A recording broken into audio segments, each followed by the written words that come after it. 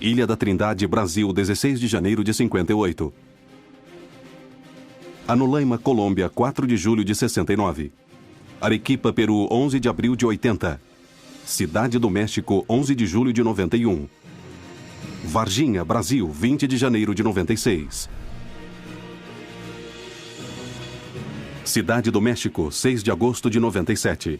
Bogotá, Colômbia, 2001. Ituzaingó, Argentina. A cada ano, os casos de avistamentos de OVNIs aumentam. Cada vez mais pessoas são testemunhas desse tipo de fenômenos. Não temos respostas, mas esta é a hora de encontrá-las. 6 de agosto de 97.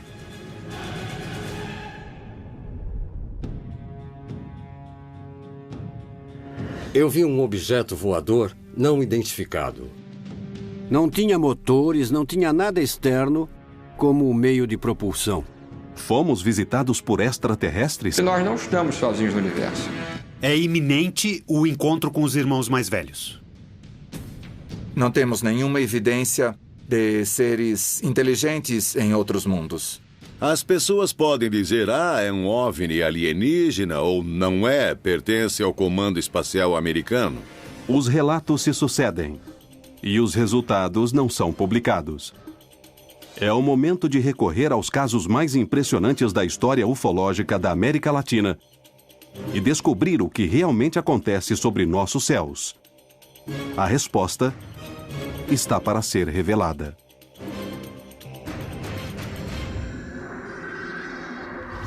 Contato extraterrestre.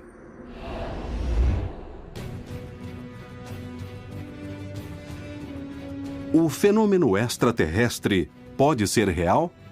Se me perguntam se o fenômeno dos OVNIs é real, eu digo que sim, é real. É um fenômeno físico, pode ser gravado, pode ser filmado, etc. É possível que a América Latina seja palco de visitas constantes de seres de outros mundos? É algo que está em nosso espaço fora de controle, certo? Ninguém sabe o que é. Nós estamos falando de um perigo sério, já que não se tem controle. Quais são os segredos que se ocultam por trás do fenômeno dos OVNIs? Buscamos uma resposta na história dos avistamentos mais famosos da América Latina. Esta é a hora de percorrer o caminho, recolhendo indícios de todo o continente. Buscando coincidências e analisando os casos.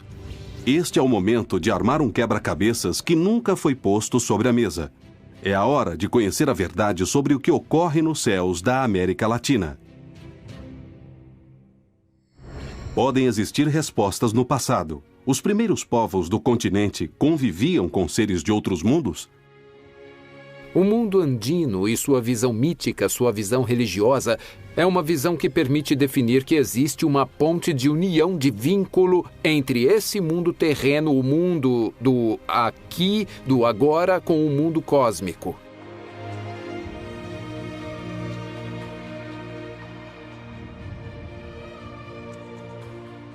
Existe uma série de elementos, como os chamados petróglifos, ou alguns elementos em pedra, mas se os analisarmos no contexto, podemos perceber que essas sociedades tinham uma estreita relação com as constelações e com o mundo das estrelas. Existem indícios que se repetem em todo o continente. Poderiam ser a verdade? Ou não sabemos lê-los?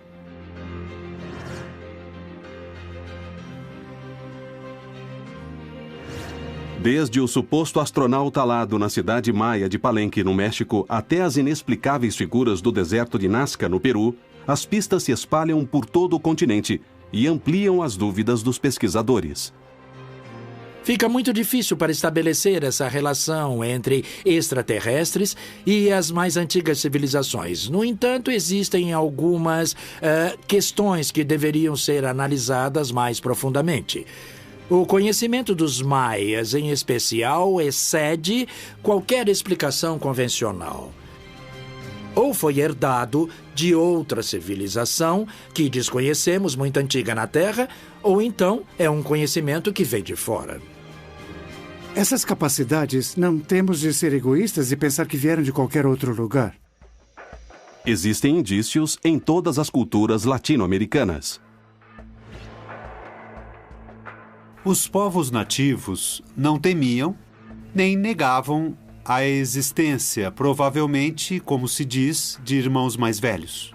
É no passado que se encontram os primeiros indícios de contato extraterrestre. Não há dúvida de que um dos grandes enigmas que a humanidade tem é saber se há vida em outros mundos. Talvez, junto com a própria origem do mundo e a origem da vida, o terceiro grande enigma seja se estamos sós ou não no universo.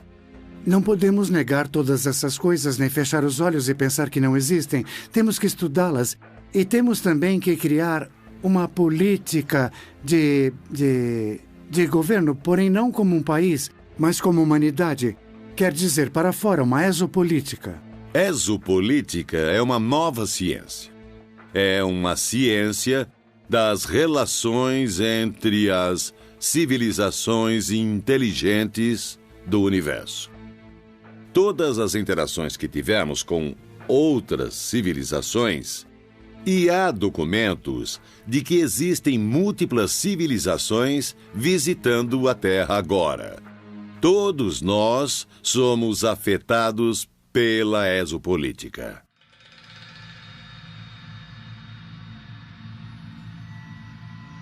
Como os exércitos mundiais estão relacionados com esses eventos? Por que motivos sempre se encontram presentes? Poderia se tratar de um suposto roubo de tecnologia extraterrestre? É possível que seja uma tecnologia pertencente a uma potência estrangeira que a use a seu favor e contra as demais.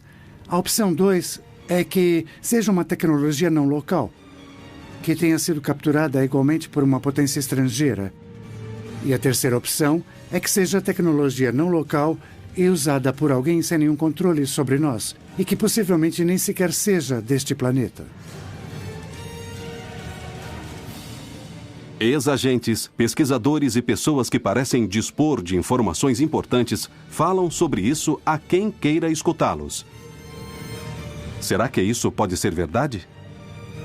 Isso poderia ser ou de naves que foram recuperadas depois de quedas, de naves extraterrestres, ou poderia vir de tecnologias que foram recebidas de civilizações extraterrestres com as quais tenhamos acordos. Nas décadas de 50 e 60, aconteceram casos documentados na América Latina em que os próprios governos divulgaram informações sobre avistamentos de OVNIs. Foi a partir da década de 50 que os casos começaram a ser investigados e catalogados. A Marinha Brasileira foi protagonista de um dos casos mais famosos da América Latina. Ao caso da Ilha Trindade, ele foi um caso muito famoso no Brasil nos anos 50 e 60. Sempre que você procurar em qualquer livro de ufologia, você vai ver as referências ao caso Ilha da Trindade. Brasil. Ilha da Trindade, 16 de janeiro de 58. Pouco depois do meio-dia, o navio oceanográfico da Marinha Brasileira Almirante Saldanha se encontrava diante da ilha. O Almirante Saldanha, que era um barco de escola, um barco em que se ensinava a ser marinheiro, e havia uma quantidade de oficiais a bordo, uma coisa entre 2 e 3 dúzias, e todos viram o fenômeno e chamaram Almiro Baraúna para que ele fotografasse. Baraúna morreu no ano 2000, mas deixou uma gravação de suas lembranças daquele momento. Ele estava pescando, de repente ele olhou assim no horizonte e viu um objeto deslocando. Eu vi a fotografia lá na Marinha e comecei a fotografar. Eu estava com 6 chapas na máquina. Bati a primeira, a segunda, a terceira ele entrou atrás do Morro Desejado, esperei um pouco, ele passou, enquanto isso o pessoal está correndo. Me jogaram no chão, eu fiquei ajoelhado embaixo da murada a bater. O objeto saiu de trás do Morro Desejado, parou um pouco e a melhor foto, aquela está mais destacada e está mais nítida.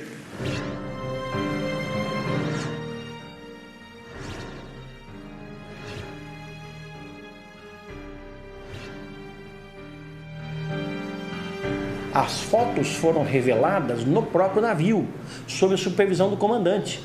não havia como serem fraudadas. E ele chegou, apesar de todo o nervosismo que tomou conta da tripulação e dele mesmo naquele momento, ele conseguiu acionar por 6 vezes a câmera fotográfica tentando documentar o UFO.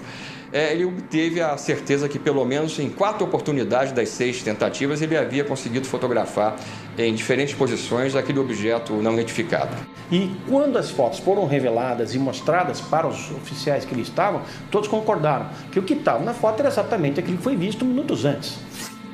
Rapidamente a notícia veio a público e a Marinha decidiu realizar uma investigação do caso. Não só as fotos foram analisadas, periciadas, mas os testemunhos colhidos, analisados, e o próprio Baraúna foi chamado várias vezes. O avistamento da Ilha da Trindade foi tão importante que o Congresso levou ao Poder Executivo um pedido de informações que teve de ser respondido pelo então presidente Juscelino Kubitschek. O presidente na época era Juscelino Kubitschek e ele tomou conhecimento das fotografias. Devido ao modo como foram tiradas as fotografias e revelados os negativos, a quantidade de testemunhos e as perícias realizadas, o caso da Ilha da Trindade mereceu grande credibilidade.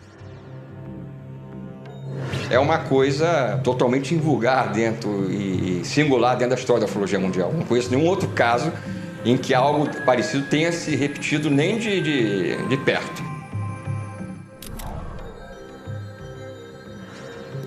Porém, será que era realmente uma nave de outro planeta? Poderia ser um truque de fotografia?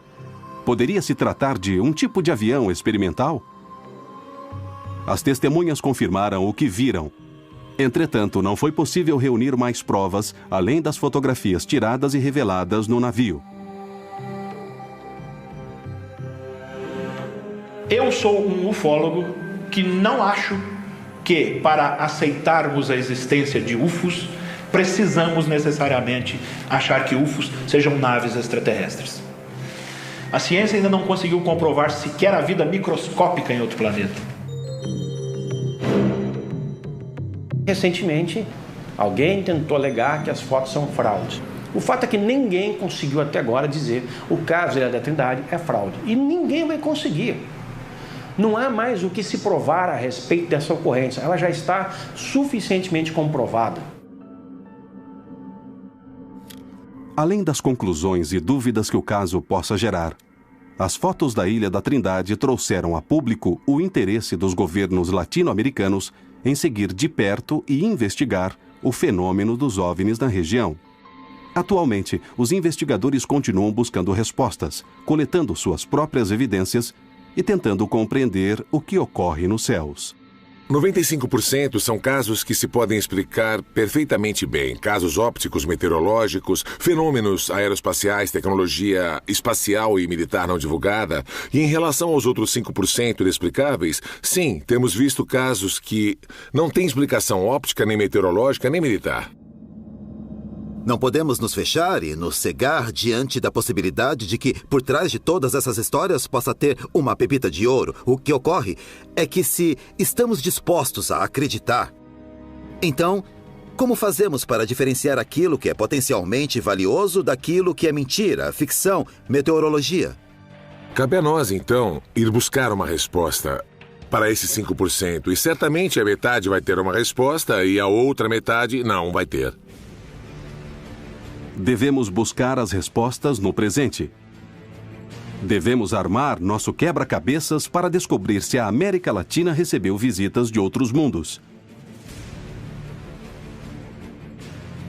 Na antiguidade, os indícios são pelo menos perturbadores. No entanto, é nos séculos 20 e 21 que se encontram as provas mais surpreendentes.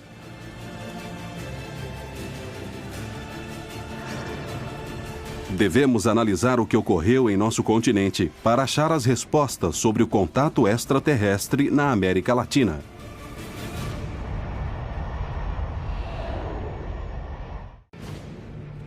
O que são realmente as luzes que se veem em nosso continente? Será que os governos da América Latina guardam informações secretas? Essas luzes trazem algum perigo para os céus e as pessoas?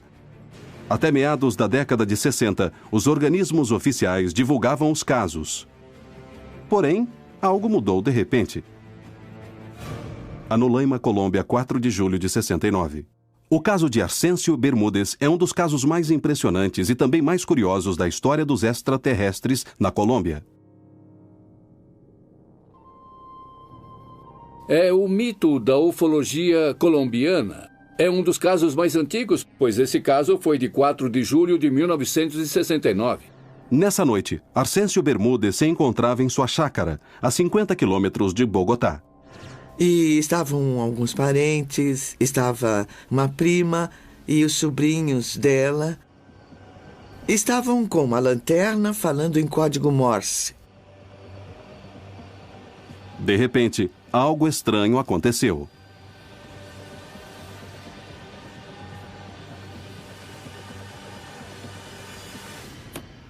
Entraram correndo. Ai, meu Deus, é um OVNI que vem para cá. Mas ninguém acreditou neles, até que, finalmente, a sala de jantar foi iluminada e então todos se assustaram e se levantaram e viram um OVNI ali parado, no ar, perto do morro. Enquanto todos observavam, Arcêncio decidiu investigar o que ocorria. Ficou bem embaixo do objeto e foi iluminado por sua luz. Quando estava a poucos metros dele, o objeto se foi, desapareceu. Ele voltou com uma dor terrível no peito e congelando de frio.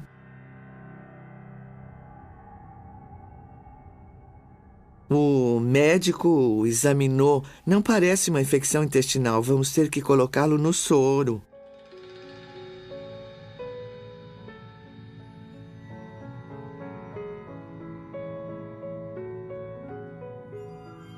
Estava completamente desidratado.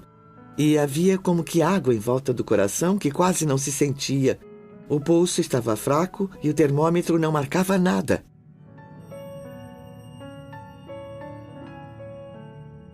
O caso não teria maior importância se o Sr. Bermúdez não morresse depois de 4 dias. Vítima de uma enfermidade que foi descrita como algo que tem a ver com os efeitos da radiação.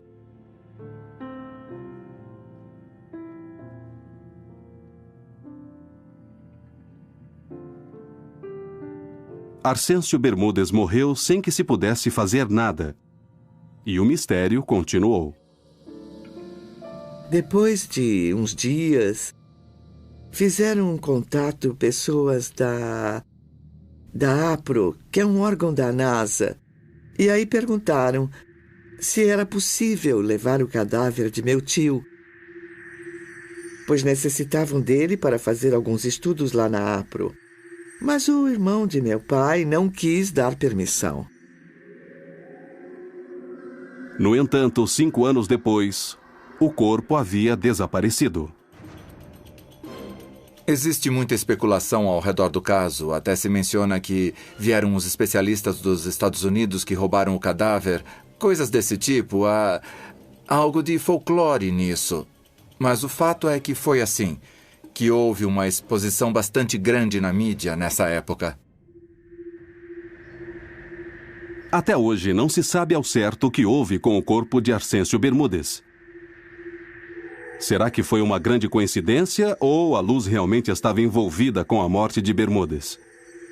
Poderia ser algum tipo de teste radioativo?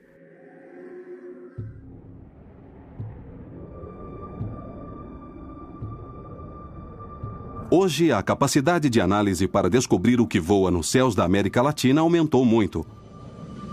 Os cientistas atuais podem ter as ferramentas para descobrir a verdade. Existem muitos caçadores que, nas diversas cidades do continente, olham para os céus para obter provas e buscar respostas. Lentamente, aqueles que começavam a ver objetos nos céus passaram a se organizar.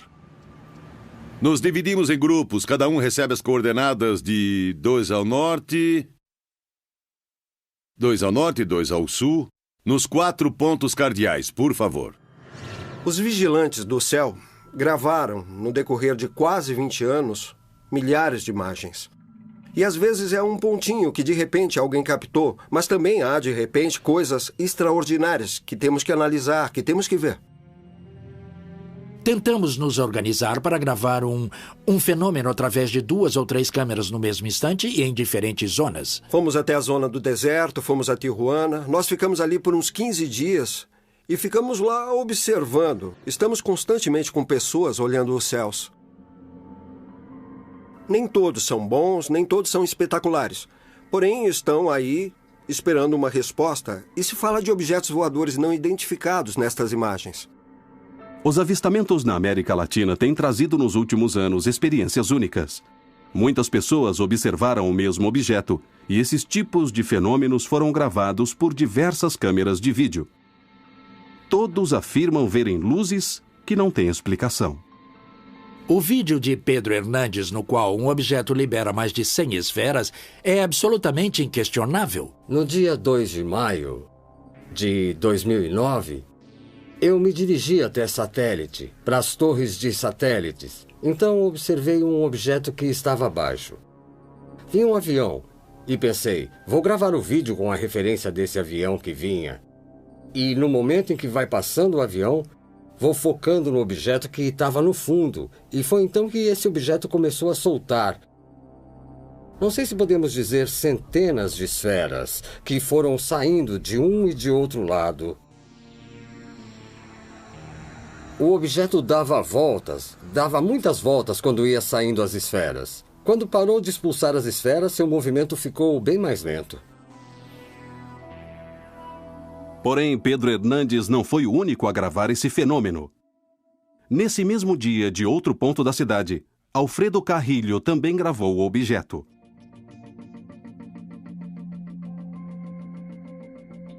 Eu estava praticando e gravando a entrada dos aviões que passam pelo corredor de São Mateu. E quando estava gravando um avião KLM que vinha da Holanda, eu percebi a existência de um objeto escuro que estava pairando. Esse objeto começou a expulsar esferas para os 2 lados. E depois os objetos sumiram. Tentei segui-los, mas como nesse dia o sol estava na frente, não consegui continuar filmando. Esse é só um exemplo de objetos que aparecem em cidades e de pessoas em locais diferentes que os veem. Porém, a pergunta continua. O que são eles? O que é esse objeto que libera esferas pequenas? É uma nave extraterrestre? É um experimento militar? Só podemos afirmar que se trata de um OVNI.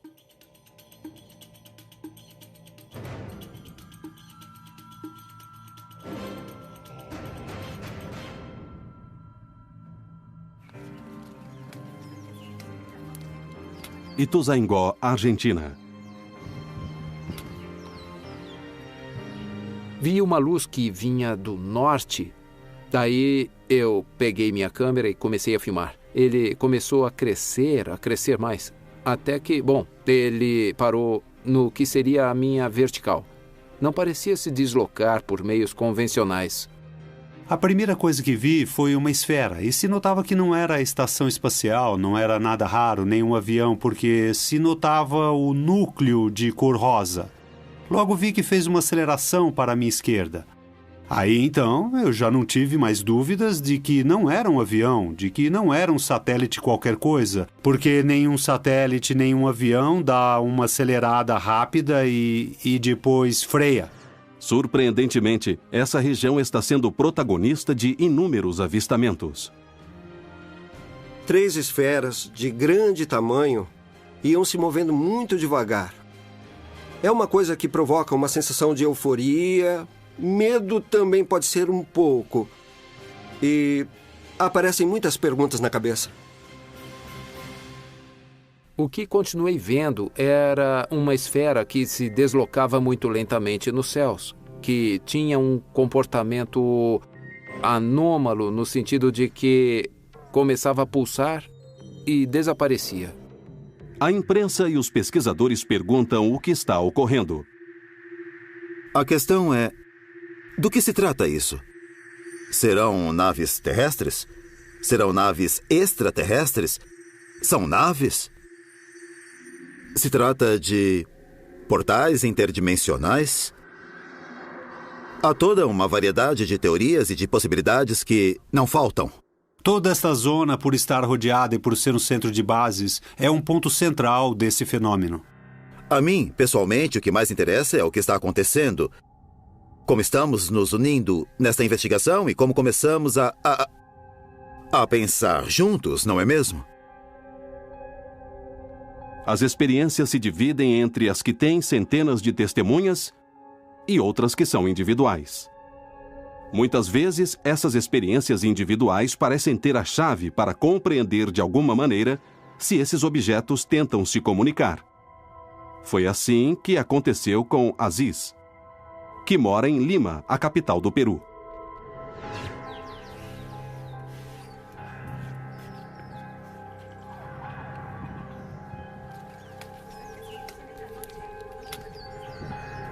Às vezes sinto o impulso de sair depressa e eles aparecem, ou então às vezes eu estou ali e eles simplesmente aparecem. Eles começaram a permitir que eu passe a filmá-los. Finalmente eles me pediram que começasse a divulgar as informações. Tenho mais de 20 horas de filmagens de contatos. Na Ilha da Trindade, as provas estiveram visíveis. Em Anolaima, o caso de Bermúdez não teve uma explicação. Será que realmente roubaram seu corpo? Por que ele morreu? Não se tem respostas. Porém, nos anos seguintes, outros casos continuaram a expor provas surpreendentes e sem explicação.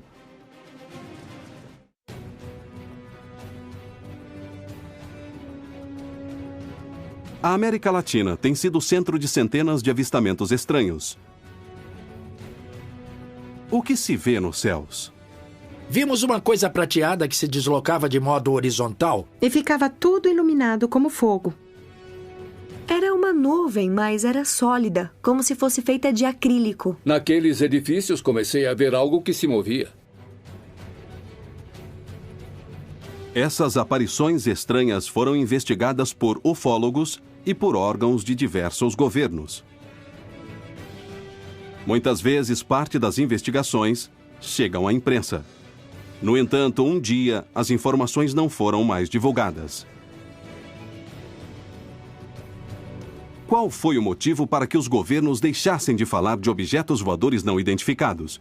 Será que está ligado à criação de laboratórios para investigar o fenômeno? Esses laboratórios de OVNIs foram criados a partir das respectivas Forças Armadas, com o objetivo de manejar as informações que se divulgariam nesses países. E o manejo de informações implica, digamos, manipular informações, ocultar informações, distorcer informações e divulgá-las quando for conveniente. Sempre houve um cuidado muito grande, no início, pelo menos da ufologia brasileira, de um processo de intercâmbio de informações entre a área militar e a civil, coisa que depois, infelizmente, durante décadas foi eliminada, esse tipo de colaboração. No tempo em que estive em serviço, uma das coisas que tive de fazer foi criar, planejar e operar o Laboratório de Investigação de Fenômenos Aéreos Anômalos. Foi uma preocupação que a Força Aérea teve, porque nessa época havia muita atividade e muitos relatos de avistamentos. Quando se criava um laboratório de OVNIs, o primeiro a fazer era convocar as pessoas que tinham visto o fenômeno, e um desses fui eu. Há muito pouco tempo começou a investigação, e então eu desenvolvi esse trabalho que foi até 2005, e no qual se acumularam muitas informações durante esses anos com a OIFA. Neste momento, estamos sendo testemunhas de um avistamento de um objeto aéreo anômalo que está totalmente imóvel em cima do Monte Pilã. Houve uma grande quantidade de ocorrência de telefonemas diários e eram alguns interessantes, outros eram bem bizarros. Mas, sobretudo, eram ligações. Com a cabeça assim, uma cabeça cônica. Curiosamente, hoje, quando vamos a um laboratório de OVNIs da Força Aérea, dizem que não tem arquivos.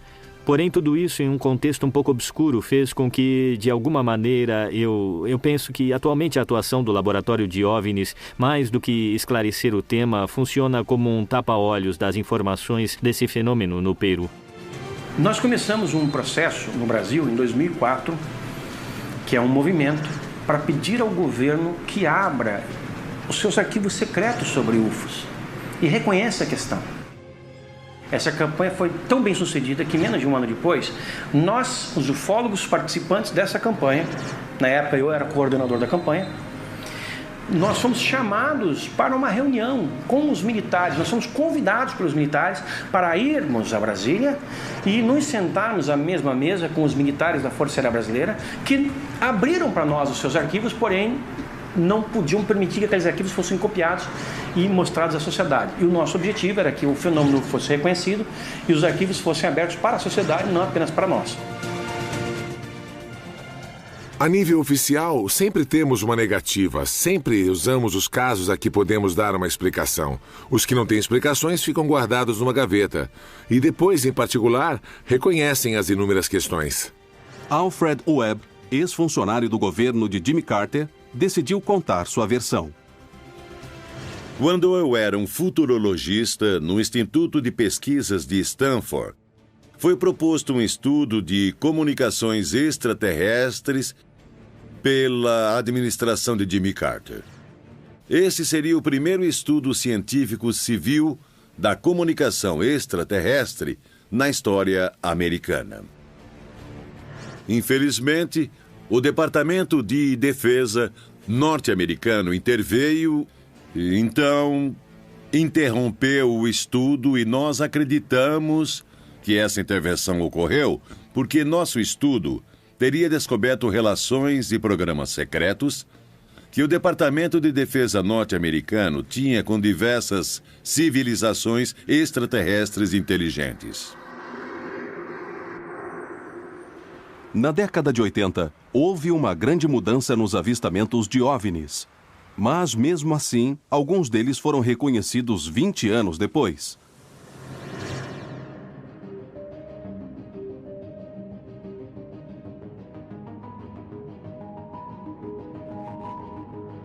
Arequipa, Peru, 11 de abril de 80. Na base aérea La Joya, no sul do Peru, mais de 2.000 militares avistaram o que parecia ser um balão. Os oficiais pensaram que podia ser um balão que estava ali para espionar as novas armas. Havia 1.800 testemunhas que estavam atentas à manobra. Estive lá e estiveram 2.000 pessoas também. Nesse dia me encontrava no esquadrão aéreo desde as 4:30 da manhã esperando o trabalho com os militares.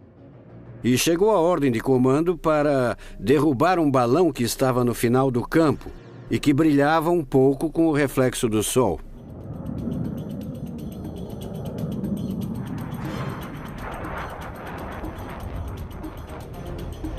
A primeira coisa que ele fez foi apontar e disparar no que se chama na terminologia militar uma parede de fogo. Soltei uma rajada longa de 34 tiros. Eu esperava ver esse globo destruído e não aconteceu. Ele viu que os impactos eram como espetar um alfinete numa gelatina, não? Não acontecia nada.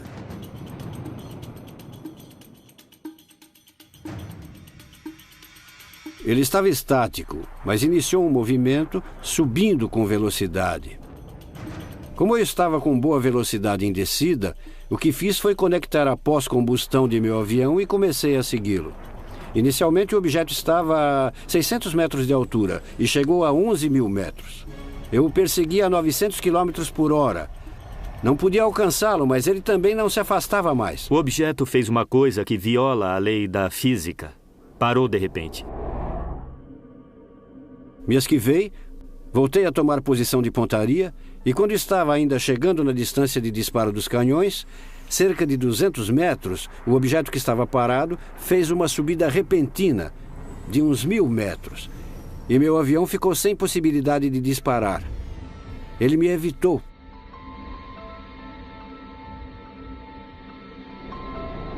Pensei, ele está brincando comigo. Vou acelerar muito, vir com mais velocidade, subir muito alto, descer bem na vertical e apontar. Se ele subir, não vai escapar da mira e posso destruí-lo. Foi isso que fiz. Eu estava esperando para ver em que momento fazia a volta e olhando. Foi quando o objeto que estava parado subiu e emparelhou comigo.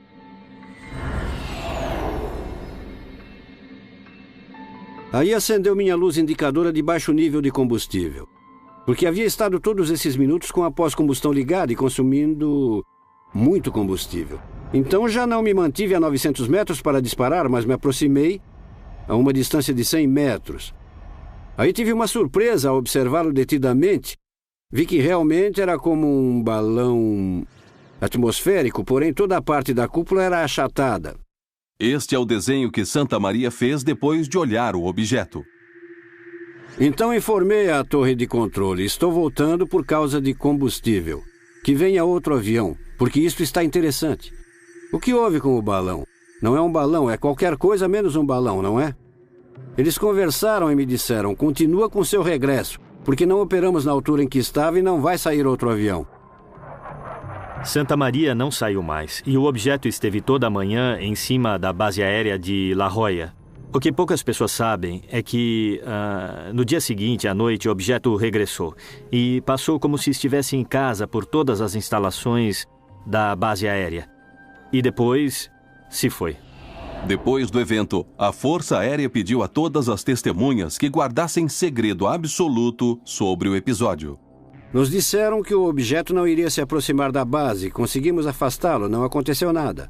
Não foi violada nenhuma informação, então ficaremos em silêncio. Existe, de acordo com o testemunho de Santa Maria, uma ordem expressa de calar-se.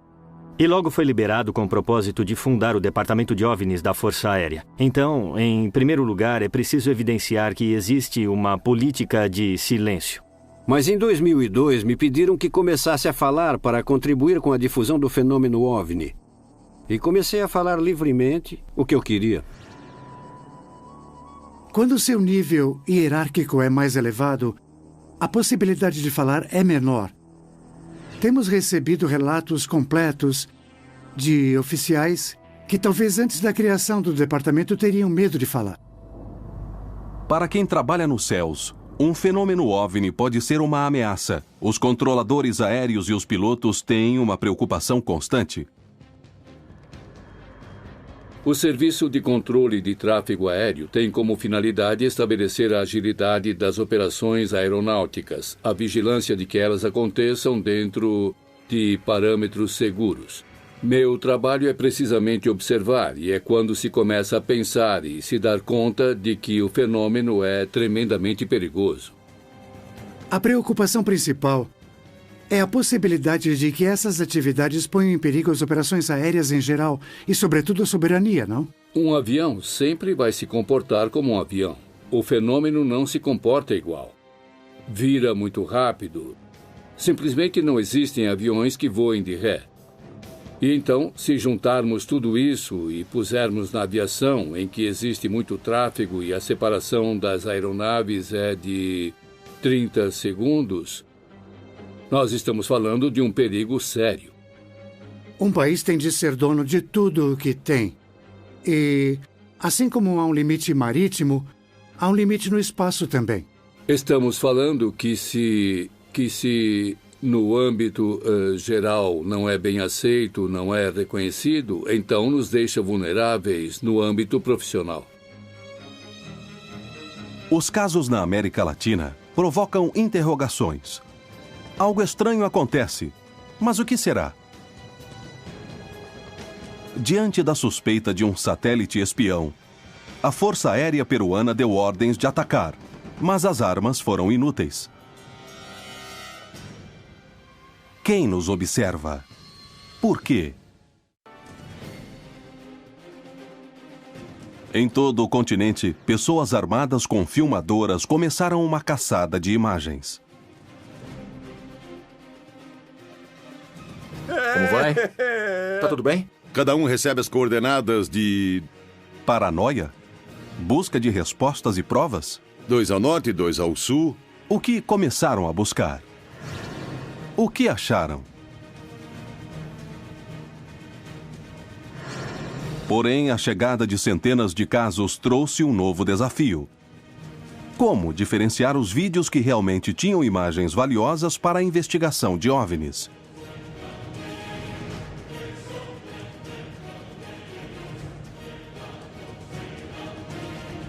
Na década de 90, o fenômeno OVNI teve um aumento de casos e de investigações no México. Tudo começou quando, durante um eclipse, os céus foram observados de outra maneira. Em 11 de julho de 1991, ocorreu um eclipse da série Saros no México. Foi um eclipse de 6 minutos e 54 segundos. Foi um dos mais longos e nós tínhamos uma informação de que havia uma profecia dos maias que foi escrita no Código Dresner e onde se dizia que nesse dia voltariam os senhores das estrelas. Nesse dia, olhavam para os céus observando o eclipse, quando alguns objetos começaram a aparecer. Foi a partir desse eclipse que começaram a ocorrer uma grande quantidade de avistamentos e surgiu interesse no México em acompanhá-los e saber o que era que estava sobrevoando as grandes cidades. Desde o eclipse solar de 1991, tivemos um grande impulso. Nos demos conta de que havia um grupo, uma nova geração de jovens, e todos estavam impressionados com aquilo que estávamos vendo. Cada vez mais pessoas levantavam suas filmadoras para os céus em busca de provas para os vídeos extraterrestres. Depois do eclipse, um fato natural reforçaria o interesse dos mexicanos por olhar os céus. 21 de dezembro de 94. A 55 quilômetros da cidade do México situa-se o vulcão Popocatépetl. Esse é o vulcão em atividade mais próximo da capital do país, o que o converte em um dos mais perigosos do planeta.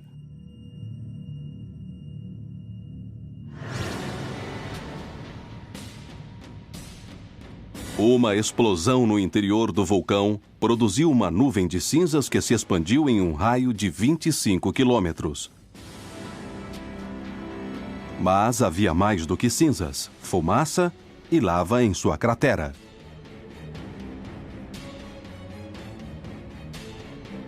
Minha esposa me perguntou, você viu o que há no vulcão? Parecem moscas ou alguma coisa assim? Bom, depois disso a gente começou a gravar e gravamos muitas coisas que não sabíamos o que realmente eram, porque nós vimos as coisas na câmera e pareciam objetos voadores, inclusive uns muito grandes, e daí em diante eu me propus a investigar isso. As câmeras fotográficas e filmadoras apontaram para as fumarolas e ali encontraram uma grande surpresa.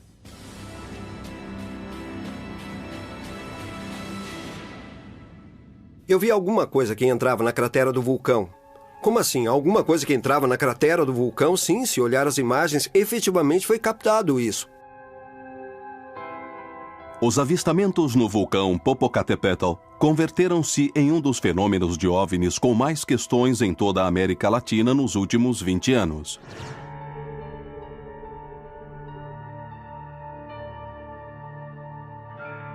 O entusiasmo também trouxe muitos erros e muitos vídeos que eram perfeitamente explicáveis, mas que foram interpretados como OVNIs. Dentro da óptica, existem diversos fenômenos nos quais é normal que as pessoas não conheçam. Uma das situações mais gravadas refere-se aos avistamentos maciços em que uma grande quantidade de objetos cruza os céus. O investigador Anthony Choi tem uma teoria. Ele crê que, muitas vezes, tratam-se de balões. Perguntamos se havia a possibilidade de que um balão de hélio pudesse ser visto durante muito tempo. Ele pode chegar até 2.000 metros sem estourar. Um balão poderia ser confundido com um objeto voador não identificado?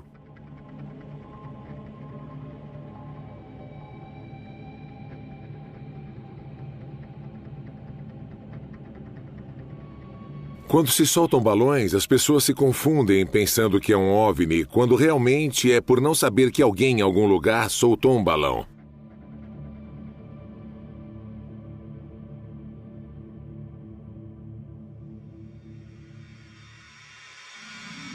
Olhar para os céus é um passo importante. No entanto, saber discernir os fenômenos que acontecem é fundamental para determinar qual objeto está sendo observado. Geralmente confundem muito o brilho bastante excepcional dos planetas quando estão no horizonte. Centelhas, meteoritos e cometas e também satélites. Desde há uns 15 anos, com a montagem da Estação Espacial Internacional, se multiplicaram esses avistamentos devido ao fato de a Estação Espacial Internacional já estar completa e já ser mais brilhante do que o planeta Vênus. Nas serras temos muitos eventos ao amanhecer e ao entardecer, porque tanto o Sol, a Lua e alguns brilhos muito intensos se refletem nos picos nevados. E em forma de tela se refletem também nas nuvens. E aí existem movimentos bastante interessantes. E quem não está informado crê que são movimentos de naves bastante estranhos. Quando classificamos como OVNI, não significa necessariamente que validamos que seja uma nave de origem extraterrestre. Simplesmente que, por falta de dados ou por má informação, não podemos dizer exatamente o que é. Devido à mitologia que foi gerada em torno daqueles objetos que não se pode identificar, permaneceu durante décadas esta ideia de atribuir uma origem extraterrestre a um objeto que não se pode identificar. A criação de órgãos oficiais para investigar as denúncias da população civil revela a importância e o aumento da presença de OVNIs na região e deixa claro que os governos reconhecem que algo está acontecendo nos céus. 11h47 da noite, 9 de setembro de 95. Houve uma aceleração do número de governos que tornaram públicos seus arquivos sobre extraterrestres. Temos agora entre 30 ou 40 governos que tornaram os arquivos públicos e temos organizações de exopolítica em grande parte do mundo. As investigações vêm a público anos depois de serem realizadas. Os especialistas oficiais têm um objetivo. Mas qual é ele? Esclarecer os fenômenos? A quem se reportam? Será que os relatos completos chegarão algum dia à população? O quebra-cabeças está sendo armado. Contatos militares, interesses governamentais, objetos recuperados. Quem está por trás disso? No final da década de 90, aconteceram alguns dos casos mais famosos dos avistamentos de OVNIs em toda a história da América Latina. Centenas de gravações, milhares de testemunhas, situações inexplicáveis. Tudo isso se refere aos avistamentos de OVNIs no mundo todo e, em especial, na América Latina.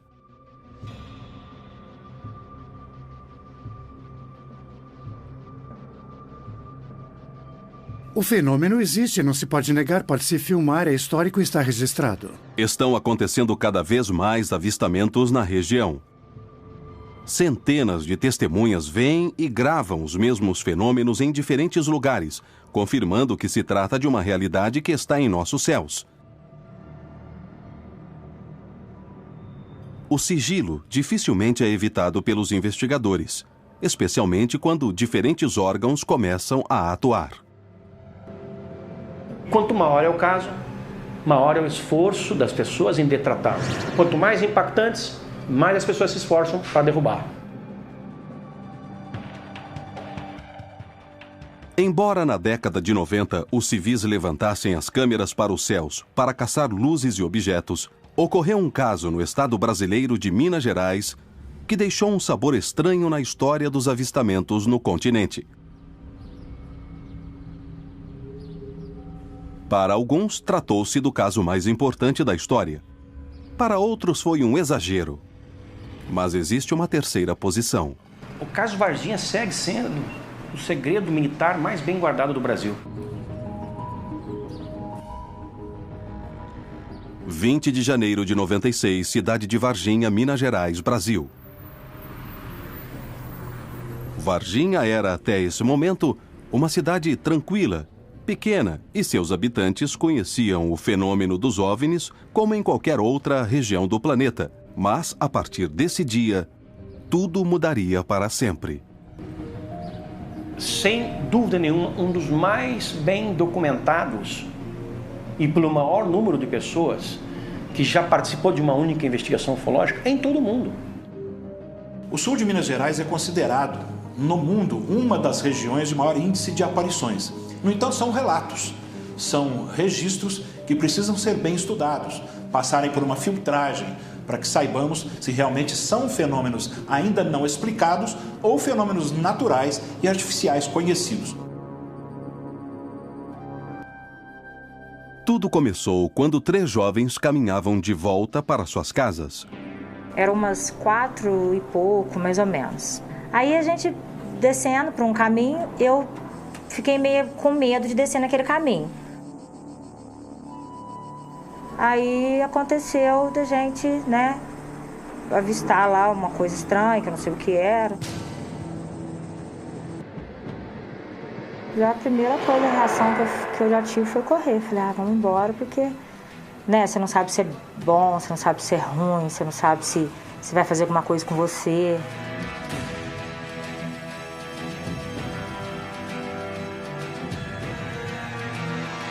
Mas a reação dele não tinha como descrever. Se estava calmo, se estava nervoso, se queria avançar, se queria agredir, nada disso. Ele permaneceu lá e olhou para nós. E nós aqui corremos, claro, né? Porque sem saber o que estava vendo.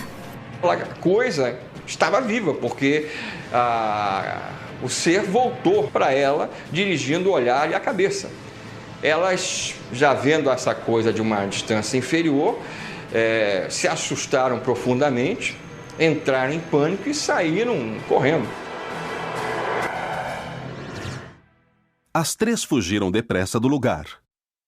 A partir desse momento, a notícia correu rapidamente por toda a cidade. Foi divulgado na cidade que 3 garotas haviam avistado uma criatura, para elas desconhecida.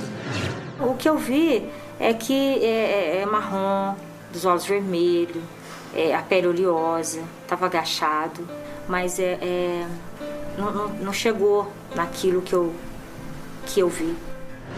Elas não estavam muito ligadas em assuntos de ufologia ou de extraterrestres. Falaram que era algo ruim, algo que relacionaram ao demônio, em razão da religiosidade delas e da cultura delas.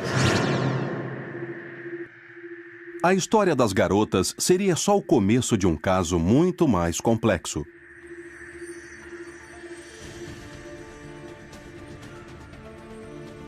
Em meio à paranoia, as forças públicas começaram a atuar.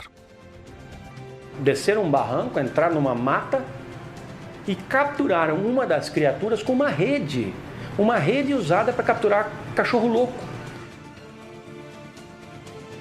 Depois, na parte da tarde, às 6 da tarde, também consta da história que 2 policiais haviam feito uma segunda captura, que um desses corpos havia passado pelos 2 hospitais da cidade e depois, na manhã seguinte, transferidos para o exército em Três Corações. Enfim, tudo isso consta realmente da história, mas não há nenhuma prova cientificamente aceitável para que nós tenhamos isso como absoluta verdade.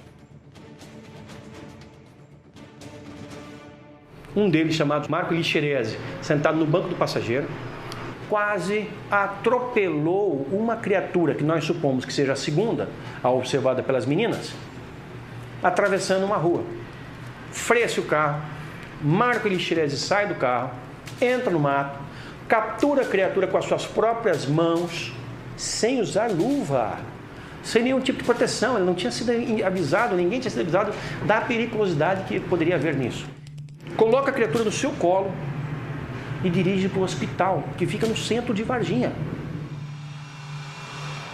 Marco Lixerese faleceu cerca de 3 semanas depois de infecção generalizada de septicemia.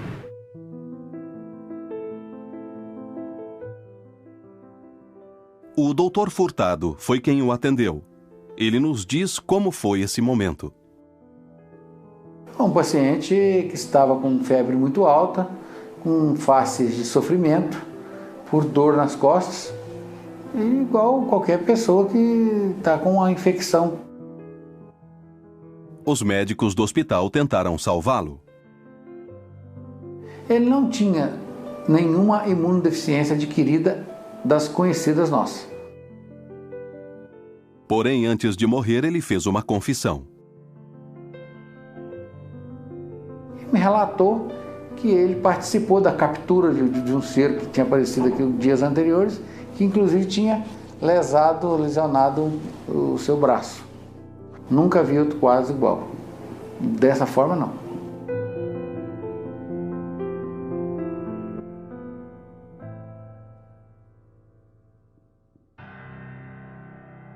Acredita-se que nesse dia foram capturadas 3 criaturas em Varginha. Nunca mais se soube delas. Alguns vizinhos afirmam ter testemunhado movimentações estranhas durante esses dias. Na segunda-feira, que a gente ficou sabendo, eu estava indo rumo a Fernão Dias e lá eu avistei 3 caminhões de comboio, né, do Exército de Três Corações. As forças militares negaram o incidente desde o primeiro momento. Esse militar me descreveu de maneira detalhada das manobras aparentemente ligadas ao acobertamento, que foram feitas para dissimular, na verdade, que no final das contas envolvia um contato com uma criatura morta, de origem não terrestre. O que realmente aconteceu em Varginha? Afirmar hoje em dia que criaturas foram capturadas pelo Corpo de Bombeiros, pela Polícia Militar e pelo Exército, como consta da história do caso, eu não posso mais fazer esta afirmação enquanto não tiver provas para serem exibidas. Tempos depois, o próprio Exército fez uma declaração pública com uma possível explicação. A conclusão deles de que elas teriam avistado apenas um rapaz da cidade que nasceu com alguns problemas de ordem orgânica e psíquica. Isso é uma conclusão de um dos setores. Houve uma pressão tão forte sobre os militares que, finalmente, na semana seguinte, foi liberado o atestado de óbito do rapaz. Todas as explicações dadas pelos militares eram explicações fugazes. Não restou dúvida de que havia algo extremamente sério sendo acobertado. O caso de Varginha ainda permanece sem explicação. As versões oficiais negam o que afirmam as testemunhas, que mesmo com o passar do tempo, continuam a manter sua versão, sem contradições, como no primeiro dia. Dizer o que realmente foi com segurança é muito difícil, quase impossível. Foram os ufólogos que acabaram por transformar o caso Varginha em algo relacionado às crenças de que seres extraterrestres poderiam ter aparecido aqui e elas teriam avistado. O caso Varginha segue sendo o segredo militar mais bem guardado do Brasil, porque não há nada comparável ao que se passou em Minas Gerais.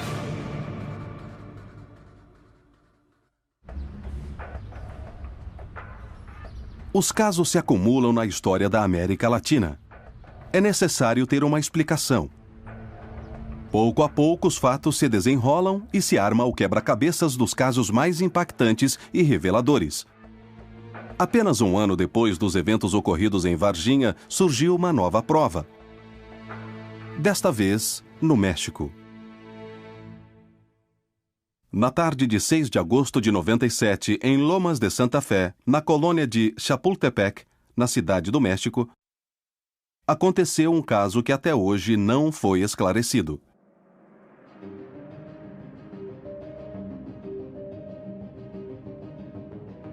Chegou um vídeo com uma carta anônima, com um nome, porém, falso. Um vídeo que, no primeiro momento, eu pensei que não fosse verdadeiro. Porém, ao assistir o vídeo, o jornalista decidiu investigá-lo. Se tratava de um objeto que estava sobrevoando aquela zona e houve vários testemunhos de pessoas que foram afetadas. Uma das evidências mais claras que há do fenômeno e que até o dia de hoje não teve uma explicação satisfatória para todos. 6 de agosto de 97.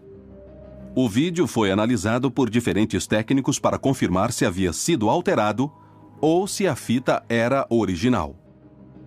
A tecnologia que existia naquele momento não permitia que ninguém pudesse ter feito isso. teria de ser uma pessoa especializada ou pelo menos familiarizada com equipamentos de televisão ou sistemas de digitalização ou de animação para poder fazê-lo. E para quê?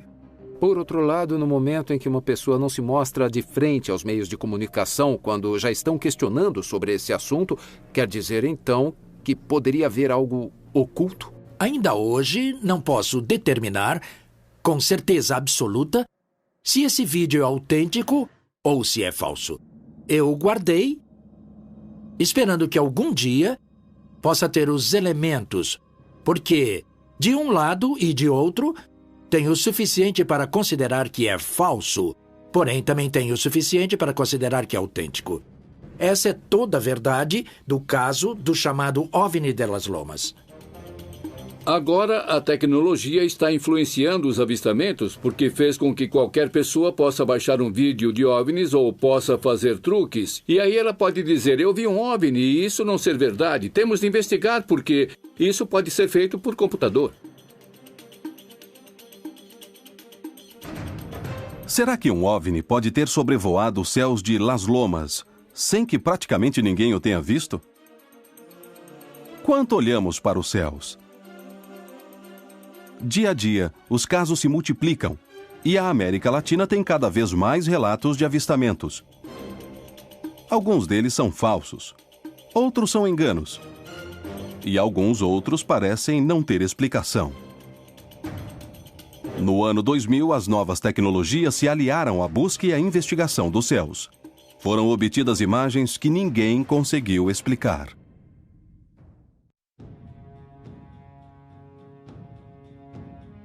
O fenômeno dos OVNIs é real? O que são as luzes e os objetos que voam sobre a América Latina? Na história do continente, centenas de casos documentados mostram um caminho. Mas, no entanto, até hoje não existem provas conclusivas sobre a procedência dessas luzes. Devido à escassez de recursos no passado, as dúvidas persistiram. Porém, atualmente, graças aos métodos de gravação, será que poderemos descobrir a verdade? É possível que estejamos cada vez mais próximos. No México, em 2004, um caso deixou os militares sem palavras, e eles solicitaram aos investigadores de OVNIs que o analisassem. O caso foi um escândalo, e até hoje não surgiu uma explicação definitiva.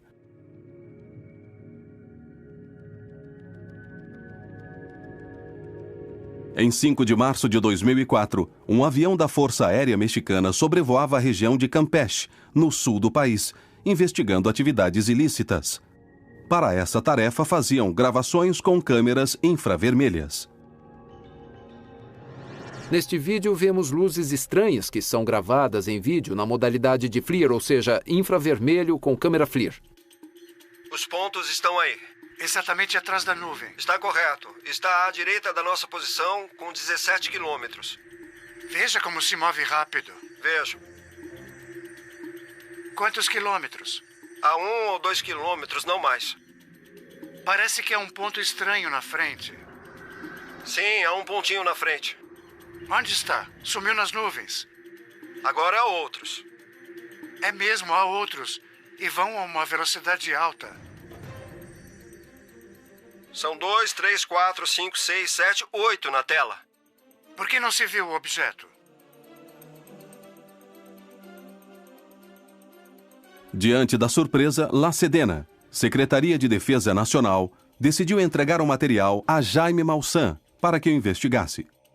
Me disseram, em uma de nossas operações pudemos gravar algo que não sabemos o que é e queremos que você investigue.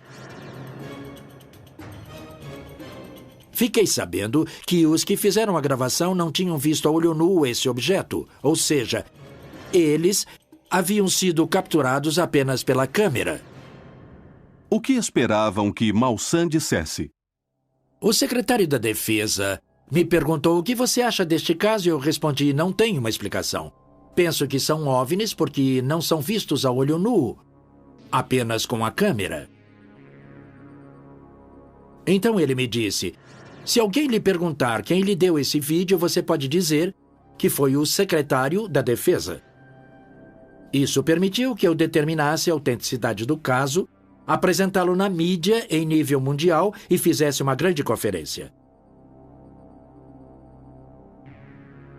Um piloto de avião disse que tinha a resposta e que, na verdade, se tratavam de poços de petróleo. Ele só se esqueceu de 2 pequenos detalhes. As imagens foram captadas a mais de 170 quilômetros de onde se encontram os poços. Segundo ponto, a câmera estava dirigida 2 graus acima do horizonte, e isso torna total e absolutamente impossível que se trate dos chamados poços de petróleo. Mais uma vez, objetos voadores não identificados relacionados com atividades militares. Entretanto, desta vez o caso veio a público. Não importa qual seja o caso, alguém vai surgir com um argumento pseudocientífico, e então a mídia vai perder o interesse e aí vai terminar a investigação de algo que deveria ser muito importante. A ciência para o ufólogo é uma coisa que tem de se adaptar às pretensões do ufólogo, que está documentado com uma câmera e que, à primeira vista, algo que não se pode identificar já passa a ser uma evidência científica, e, na realidade, não é assim. As evidências que são necessárias à ciência para encontrar uma explicação não existem, são deficientes, são pobres, digamos que se encontram inúmeras limitações que nos impedem de fazer ciência. Vemos à frente, no meio e às 8. Temos também pontinhos a uma... O caso não tem explicação, embora as provas estejam à vista. Vemos também às 9. Quantos quilômetros? O progresso nos trouxe um novo parâmetro. As novas tecnologias de controle podem avistar esses objetos com maior facilidade. Podemos estar a um passo de compreender do que se trata esse fenômeno? Porém, além deste tipo de provas, existem casos em que toda uma população observa o mesmo objeto. Graças aos meios de comunicação, hoje é mais simples relatar acontecimentos e conseguir que muitas pessoas possam testemunhar um mesmo fenômeno.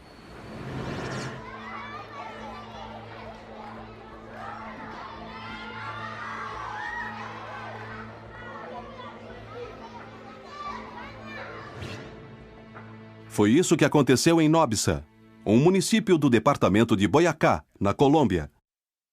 O avistamento de um OVNI não deixou dúvidas entre os vizinhos que foram testemunhas. Marcianos nos céus boiacenses. Durante os últimos dias de 2006 e os primeiros de 2007, uma estranha aparição nos céus deixou centenas de testemunhas sem palavras.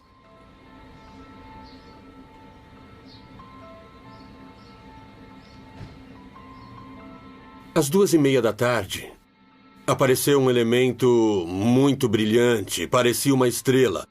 Porém, pelo horário, nós pensamos, o que será isso? E chamou muito a atenção. Uma das testemunhas foi o próprio prefeito da cidade.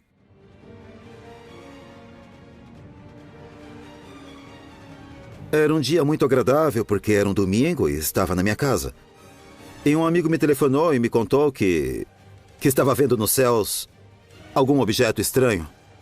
Eu fui para a janela e efetivamente vi esse objeto estranho demais nos céus. E percebi que as pontas eram prateadas. E quando a parte prateada se voltava para o sol, ele imediatamente irradiava, como se fosse um espelho irradiando um raio de luz. Esse fenômeno durou mais de 2 horas e foi visto de outros pontos do município. E depois começou a se mexer lentamente. Começou a se deslocar no que me pareceu para o norte do município. E ao chegar ali, de repente, de um modo fugaz, desapareceu. Enquanto todos olhavam os céus, algumas pessoas pegaram as filmadoras e as apontaram para lá. A própria prefeitura decidiu iniciar uma investigação para compreender do que se tratava.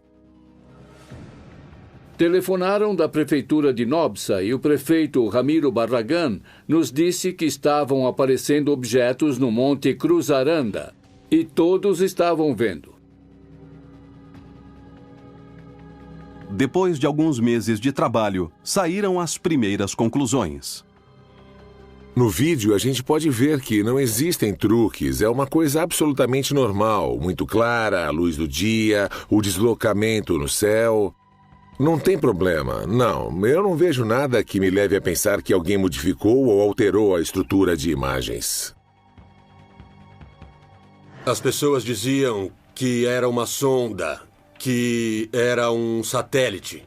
A partir da publicidade exacerbada de um caso ou de uma pessoa que afirma ter evidências, provas da presença de OVNIs em seu bairro, ocorre um fenômeno de cunho social em torno dessa pessoa, né? Contagia todo mundo. E as pessoas começam a contar a outras pessoas, que contam a outras pessoas e começa a criar uma visão coletiva. Podemos contar com o que os próprios sentidos nos permitem ver. Agora, quem me garante que, de fato, realmente esses sentidos estejam refletindo o que é a realidade? Até hoje, é impossível saber o que ocorreu nas montanhas de Boyacá. Terá sido histeria coletiva? É possível que todos tenham visto algo que não existia?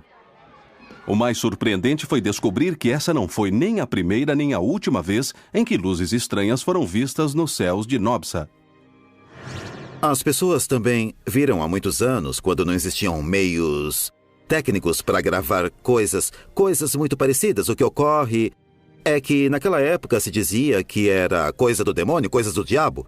E justamente por isso, até existem no município uma série de locais no alto das montanhas onde se instalaram, se construíram algumas cruzes. Há mais de 100 anos, por ordem dos párocos e religiosos, com o propósito de espantar o demônio. O que significam todos esses casos? Por que a América Latina é testemunha constante de avistamentos de OVNIs? O que está acontecendo? Se o exército e as autoridades locais buscam explicações, isso quer dizer que a verdade se encontra nos escalões superiores? Se existe uma verdade sobre o fenômeno dos OVNIs, talvez ela possa ser encontrada agora, graças ao conhecimento prévio e por meio do uso da tecnologia e das ferramentas de análise. Como compreender o que ocorre nos céus da América Latina? Os casos mais recentes podem indicar o caminho a seguir. Atualmente, as forças de buscar os fenômenos extraterrestres mudaram. A tecnologia ajuda, mas também gera muita confusão. Quantos fenômenos são provocados por efeitos especiais?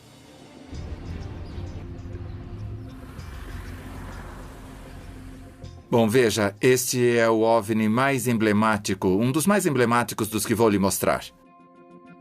Daniel Prieto, de Bogotá, Colômbia, conseguiu identificar outro possível ponto de confluência em que os OVNIs passam constantemente.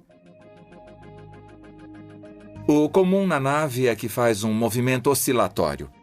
Esta zona, que eu chamei de Zona Sigma, que compreende a zona úmida de Córdoba, é um local onde fica o que os ufólogos chamam de portal de entrada e saída desses objetos. Ele afirma simplesmente que os OVNIs o encontraram, e ele só os grava com sua filmadora. Já gravei mais de 40 avistamentos com minha câmera e alguns eu sinto que foram planejados e outros por acaso. Eu sempre carrego uma filmadora portátil.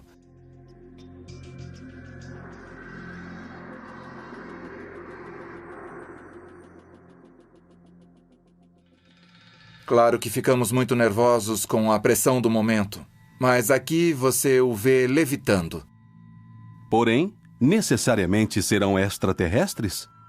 Isso talvez seja realmente um tipo de ilusão ou desinformação para ocultar mesmo os segredos que os serviços militares de inteligência têm. É uma tecnologia secreta? Ou simplesmente são objetos que as pessoas comuns não conhecem? Passou por cima de nós 5 um objeto triangular de cor cinza e todos pudemos vê-lo. E ficamos estupefatos porque o objeto estava passando por cima de nós. Vimos bem claro. Quanto aos triângulos voadores que vemos e que as testemunhas veem, e que foram fotografados. As pessoas podem dizer, isso é alienígena, mas não é. Isso pertence ao Comando Espacial Norte-Americano. Eles podem conter sistemas de propulsão e outros componentes que vêm de componentes extraterrestres que nos foram dados por programas de relação entre humanos e extraterrestres ou pela retroengenharia. Temos tamanha quantidade de satélites dando voltas, orbitando a Terra. Cada um deles tem uma especificação diferente. Há satélites chamados flares que, por certo, em algum momento do dia, eles tiram fotos. Depois, há satélites russos que funcionam em trio. São 3 satélites que formam um triângulo perfeito. E também são confundidos com um OVNI triangular que esteja circulando pelo espaço. Porém, apesar de toda a vigilância voltada para os céus, muitas vezes é ali que as respostas desaparecem. Desde os primeiros anos da Revolução Espacial, os satélites podem ter sido responsáveis por avistamentos estranhos. Um caso ocorrido na Antártica na década de 60 poderia estar relacionado com satélites. Em 1960, uma sucessão de avistamentos obrigou a Marinha Argentina a iniciar uma investigação minuciosa em busca de respostas. Na Antártica, 3 de julho de 65, um grupo de militares e cientistas argentinos e chilenos estavam realizando pesquisas na Ilha da Decepção. Às 17 horas, viram um objeto que passou rapidamente, durante uns 15 segundos, em uma trajetória parabólica, e relataram isso. Às 19h20, foram fazer a observação meteorológica. Disseram um OVNI, e todo mundo saiu correndo para ver do que se tratava.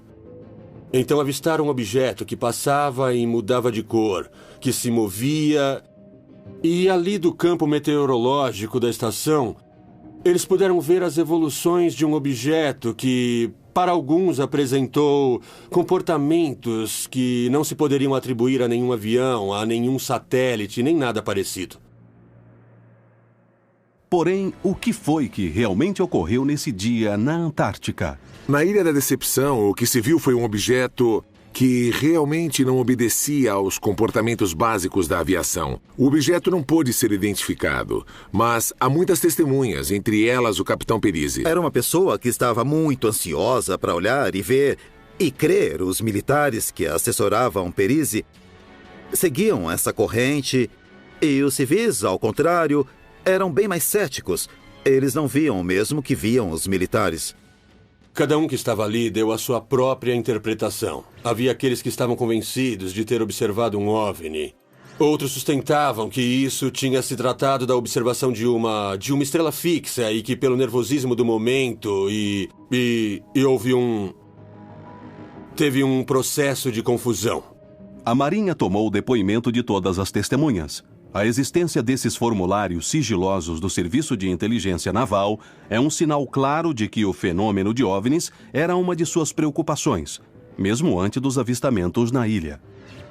O Estado argentino, neste caso a Secretaria da Marinha, emitiu um comunicado oficial reconhecendo a observação de objetos voadores não identificados na Antártica Argentina.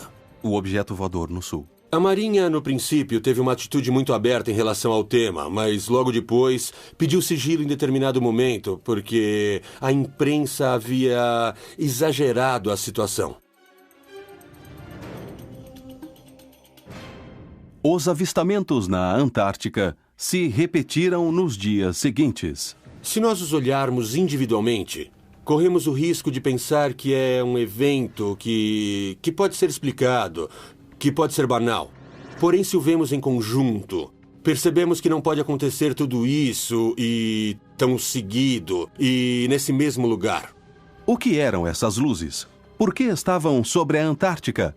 O que buscavam?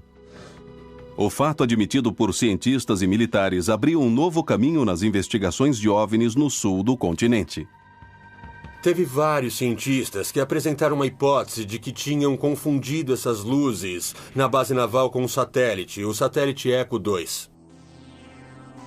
Nunca foi possível determinar exatamente o que aconteceu na ilha. Perise e seus homens estavam seguros de terem visto um OVNI. Me disseram, tem alguma coisa lá fora que não é normal. Venham ver. E aí nós testemunhamos as evoluções de um OVNI. Porém, se houve alguma conclusão oficial, ela nunca foi publicada. O caso da Ilha da Decepção é um mistério até hoje. A qualidade das testemunhas e as investigações da Marinha levantaram hipóteses.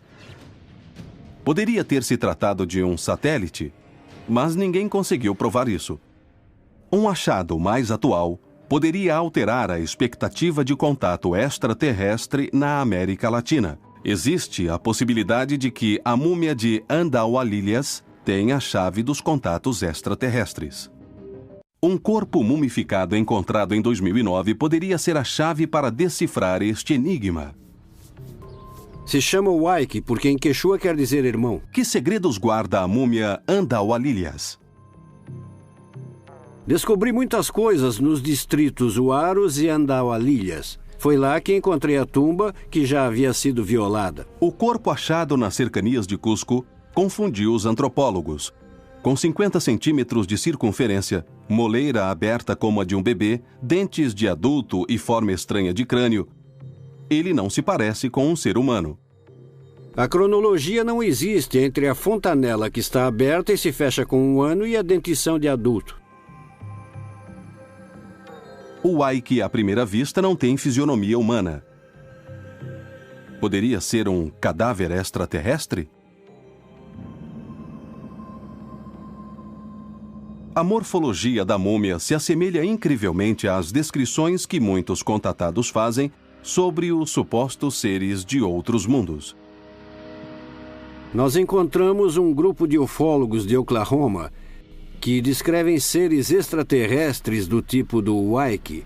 As características coincidem totalmente com o que eles dizem.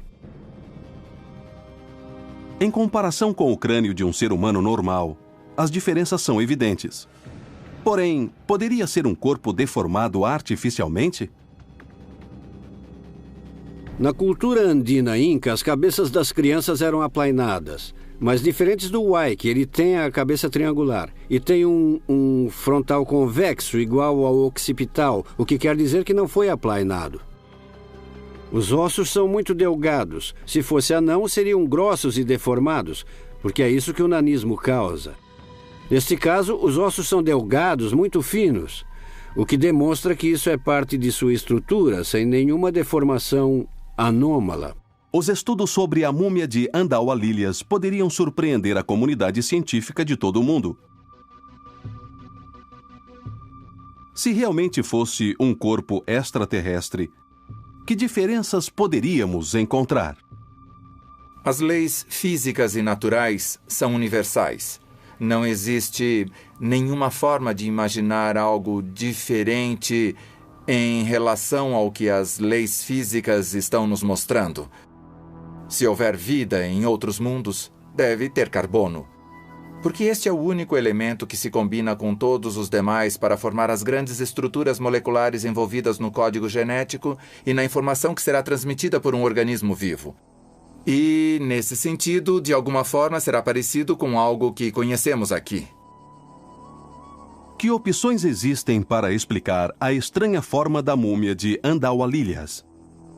O que pode nos surpreender neste tipo de achado podem ser várias razões, sabe? Que podem ser compreendidas, por um lado, dentro da variabilidade humana, cuja origem pode ser causada por um traumatismo, alguma enfermidade ou alguns padrões de ações culturais, como as deformações tabulares.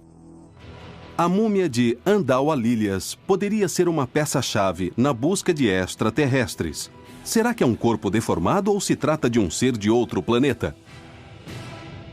O que está havendo na América Latina? Há indícios de casos de OVNIs na América Latina. Não são conclusivos, porém são inúmeros. De norte a sul, de leste a oeste, os avistamentos se multiplicam. Alguns se repetem, outros são extremamente diferentes. Minha opinião pessoal é que nós estamos caminhando, na verdade, para algum nível de acontecimento maior, provavelmente em termos planetários, que acontecerá provavelmente com o objetivo de mostrar de maneira definitiva para a humanidade da Terra que nós não estamos sozinhos no universo. A quantidade de informações que temos encontrado valida a afirmação de que não estamos sozinhos, não estamos sós, de que estamos sendo visitados. Mas desde quando? Desde sempre?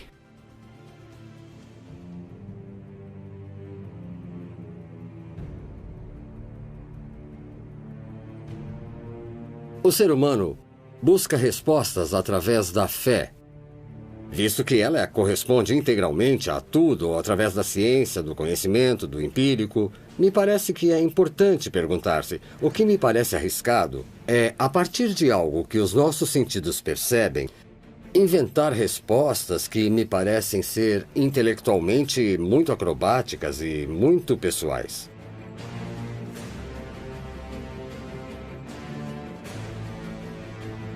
Me parece difícil, a partir do ponto de vista da ciência, que essas visitas sejam uma realidade. Aliás, existe um princípio científico que diz: grandes afirmações, grandes evidências.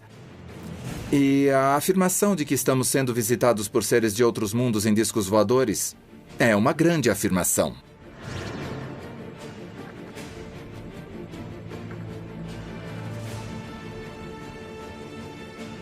Isto é algo que envolve toda a humanidade.